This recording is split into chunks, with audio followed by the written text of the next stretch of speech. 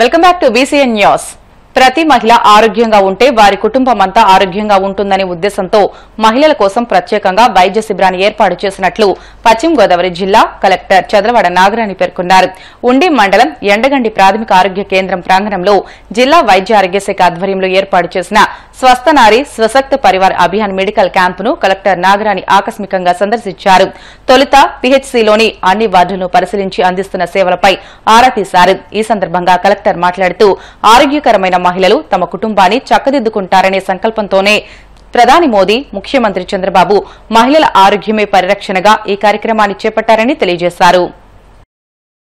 GST 2.0తో పేద మధ్యతరగతి వర్గాలకు ఊరట కలుగుతుందని నెల్లూరు కలెక్టర్ హిమాంశు శుక్లా అన్నారు. నెల్లూరు కలెక్టరేట్లో నిర్వహించిన మీడియా సమావేశంలో ఆయన మాట్లాడుతూ GST 2.0 వ్యవసాయం, పారిశ్రామిక, భవన నిర్మాణం, విద్యారంగం, వర్తక రంగాలకు ఎంతో ఊతమిస్తుందని అన్నారు. ప్రజలు వినియోగించే నిత్యావసరాలు, మెడిసిన్, వ్యవసాయ పరికరాలు, భవన నిర్మాణ సామాగ్రి, ఆటోమొబైల్ రంగంలోని ఉత్పత్తులపై భారీగా GST తగ్గిందని అన్నారు. మీ అందరికీ తెలుసు, మొత్తం భారతదేశంలో దీంతో పాటు ఆంధ్రప్రదేశ్లో కూడా ఈ GST 2.0 రిఫార్మ్స్ 22 సెప్టెంబర్ నుంచి అమల్లోకి వచ్చినాయి. ఈ బచత్ ఉత్సవ్ దీనివల్ల చాలా మందికి లబ్ధి జరుగుతుంది.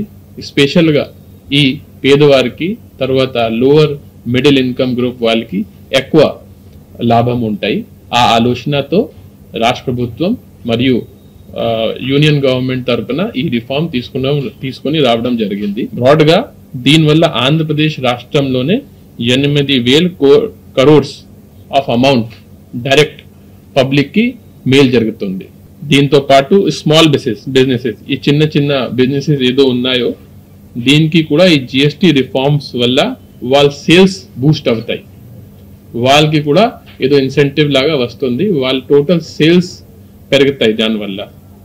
దీంతో పాటు ఈ చిన్న MSME ఇండస్ట్రీస్ ఏదో ఉన్నాయో, ఫర్ ఎగ్జాంపుల్ అగ్రికల్చర్ సంబంధించిన, హ్యాండీక్రాఫ్ట్ సంబంధించిన, టూరిజం సంబంధించిన, హెల్త్ కేర్ సంబంధించిన కూడా ఇప్పుడు GSTకి రావాలి ఉంటాయి. ఇప్పుడు కమర్షియల్ ట్యాక్స్ కమిషనర్ గారు మాట్లాడినప్పుడు మీకు ఎక్స్ప్లెయిన్ చేస్తారు. కొన్ని హెల్త్ పాలసీ కానీ ఇన్సూరెన్స్ పాలసీ మీద జీరో చేసేసారు. It is now there will zero GST on some of the products. తర్వాత దీంతో పాటు కొంతమందికి అనుమానం ఉండవచ్చు, స్టేట్ ఆదాయం తగ్గిపోతుంది, కానీ అలా లేదు. ఎందుకంటే చాలా ప్రపంచంలో స్టడీ చేసిన తర్వాత ఏం అబ్జర్వ్ చేయడం జరిగింది అంటే ట్యాక్స్ తగ్గిస్తే ట్యాక్స్ కంప్లైన్స్ పెరుగుతుంది, ఎక్కువ మంది ముందుకు వస్తారు, తర్వాత ప్రొడక్షన్ పెరుగుతుంది, కన్జంప్షన్ పెరుగుతుంది. సో ఈ తగ్గించిన తర్వాత కూడా ఆదాయం రాబోయే రోజులు ఇంకా పెరుగుతాయి. So it is win situation.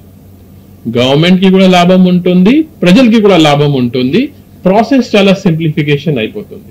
So first of all ఈ GST 2.0 కింద 4 రిఫార్మ్స్ ఉన్నాయి. సో చాలా మంది ఏం ఆలోచన చేస్తున్నారంటే only it is about tax reduction. So tax reduction is one reform. Second is simplified registration. అంటే ఎవరైనా GST అది నమోదు చేయాలంటే గతంలో 7 to 8 days పడుతుంది, కానీ ఇప్పుడు 3 to 4 days లోనే రిజిస్ట్రేషన్ చేసుకోవచ్చు. Then tech based refunds. So మనం IT రిటర్న్ ఎలా ఉన్నాయి, దీంట్లో కూడా ఇప్పుడు టెక్నాలజీ బేస్డ్ రిఫండ్స్ ఉంటాయి. అంటే ఫేస్లెస్, మీరు ఏ ఆఫీసర్ దగ్గర వెళ్లాల్సింది అవసరం లేదు. మీరు ఆన్లైన్ లో మీ ఫైల్స్ రిటర్న్ చేస్తే ఆటోమేటిక్ గా మీకు చాలా త్వరలోనే మీ అకౌంట్ లోనే డబ్బు వచ్చేస్తుంది. దాంతో పాటు డిస్ప్యూట్ సెటిల్ మెకానిజం. గతంలో మీరు ఆఫీసర్ దగ్గర వెళ్తారు, వాళ్ళు చేయకపోతే అపీల్ కి ప్రొవిజన్ ఉంటుంది. దీన్ని కూడా బాగా సింప్లిఫై చేశారు.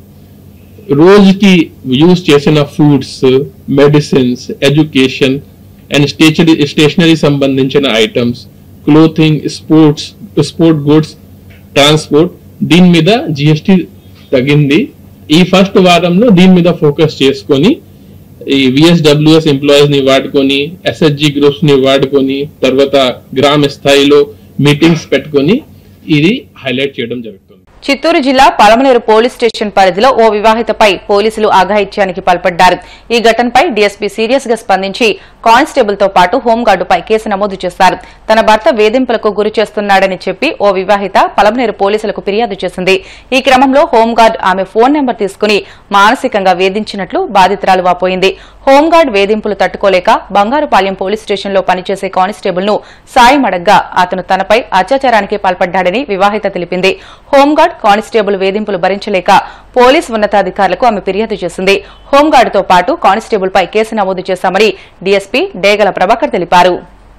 చిత్తూరులో ఈరోజు సబీనా అనే ఒక మహిళ, ఒక కానిస్టేబుల్ ఉమామహేశ్వర్ ఇంకో వ్యక్తి వల్ల తనకు అన్యాయం జరిగిందని, తన మీద మందమని జరిగిందని పోలీస్ స్టేషన్ వెళ్తే ఫిర్యాదు చేసే పట్టించుకోలేదని చెప్పేసి ఆమె ప్రశ్న వచ్చే నిజానికి ఆమె ఇచ్చిన కంప్లైంట్ పేరుకు మార్నింగ్ ఎఫ్ఐఆర్ ఆమె పైన జరిగిన ఆమె ఇచ్చిన కంప్లైంట్ పేరుకు ఆమె వాదమూలంగా ఇచ్చిన కంప్లైంట్ మేరకు నిన్న మార్నింగ్ ఎఫ్ఐఆర్ అయిపోయింది. ఎఫ్ఐఆర్ అయిపోయిన తర్వాత ఆమె ఎందుకు వెళ్ళి ఆ విధంగా స్టేట్మెంట్ చేయింది.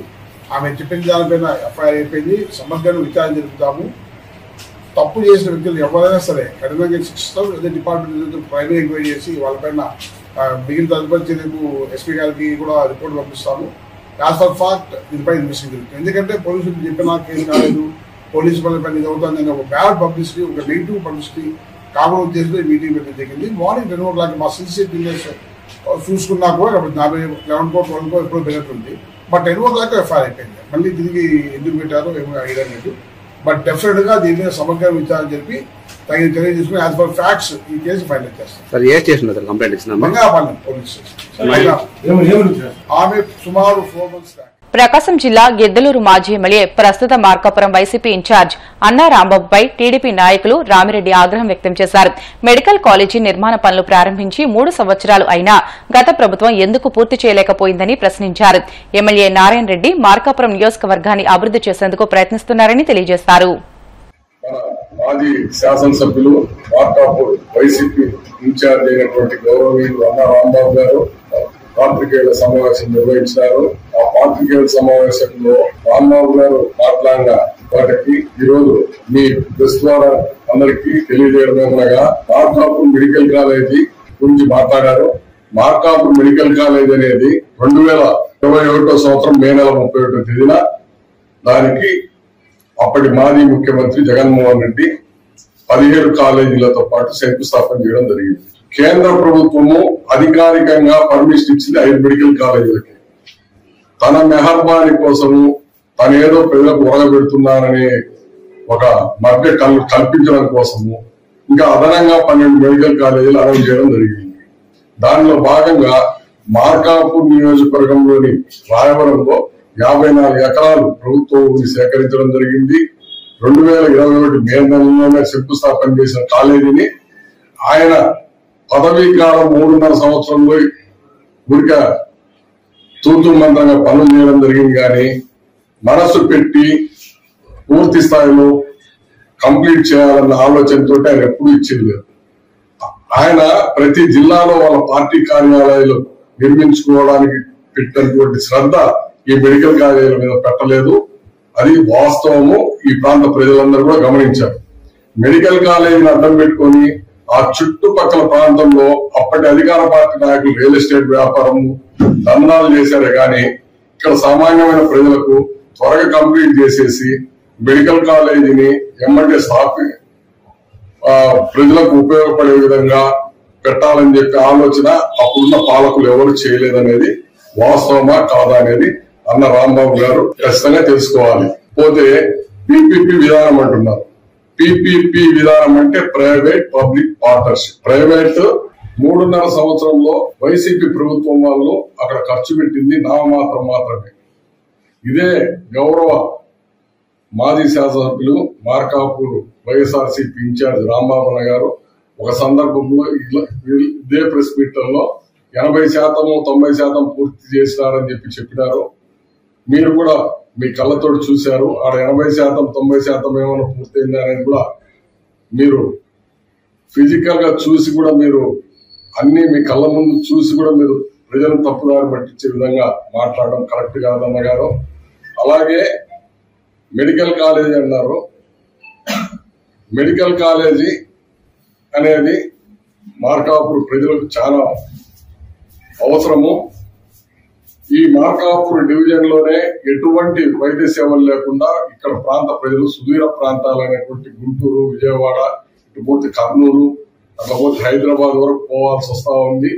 మళ్ళా గత ప్రభుత్వంలో మీరంతా శాసనసభ్యులు ఉన్నారు. మీరు ప్రభుత్వం మీద అప్పుడున్న మీ ముఖ్యమంత్రి మీద ఒత్తిడి చేసి త్వరగా మీరు ఎందుకు కంప్లీట్ చేయించలేకపోయినారో కూడా మీరు ప్రజలకు సమాధానం చెప్పాలన్నారు. అలాగే ఇసుక అన్నారు, ఇసుక మాఫియా అన్నారు. మార్కెట్ యార్డ్ లో రాసులు పోసి టన్ను 1650 రూపాయలకు అమ్మింది గత వైసీపీ ప్రభుత్వంలో కాదా? అది మీరు కొంచెం తెలుసుకొని, ఇక్కడ మార్కాపులు గత వైసీపీ ప్రభుత్వంలో టన్ను ఎంత కమ్మారో కూడా మీరు తెలుసుకొని మాట్లాడాలన్నారు. వార్తలు ముగించే ముందు ముఖ్యాంశాలు మరొకసారి. ఢిల్లీలో భారతదేశ సముద్ర ఉత్పత్తుల ఎగుమతిదారుల సంఘం స్వర్ణోత్సవ వేడుకల్లో పాల్గొన్న కేంద్ర మంత్రి శ్రీనివాస్ వర్మ ఆక్వా రైతు ప్రయోజనాలే ప్రభుత్వ ధ్యేయమని స్పష్టీకరణ. 150 కేసులు పెట్టినా కూడా 150 రోజుల్లో మెగా డిఎస్సీ పూర్తి చేయడం ఒక చరిత్ర అన్న మంత్రి లోకేష్. వచ్చే ఏడాది మళ్లీ పారదర్శకంగా డిఎస్సీ నోటిఫికేషన్ ఇస్తామని ప్రకటన. ప్రపంచంలో భారతదేశం విశ్వగురుగా మారాలి. మెగా డిఎస్సీ విజేతలకు నియామక పత్రాల పంపిణీ కార్యక్రమంలో బీజేపీ రాష్ట్ర అధ్యక్షుడు పివిఎన్ మాధవ్.